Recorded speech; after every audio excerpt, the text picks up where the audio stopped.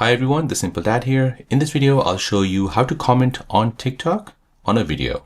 So if you want to comment on a video, then let me show you how to do this. So before we begin, first go to your Play Store, search for TikTok and make sure that's been updated to the latest version.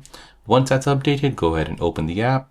In the app, you want to go ahead and browse to that video where you want to comment. So for example, this one here, I'll go ahead and tap on this comment icon here, just below the heart icon, tap on this.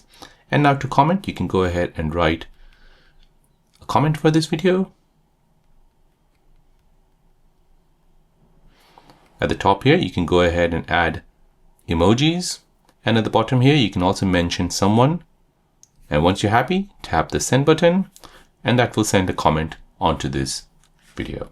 So there you go, guys. That is how to comment on a video on your TikTok app.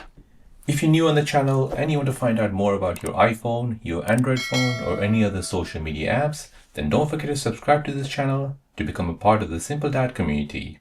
Hit the like button if you find this video useful.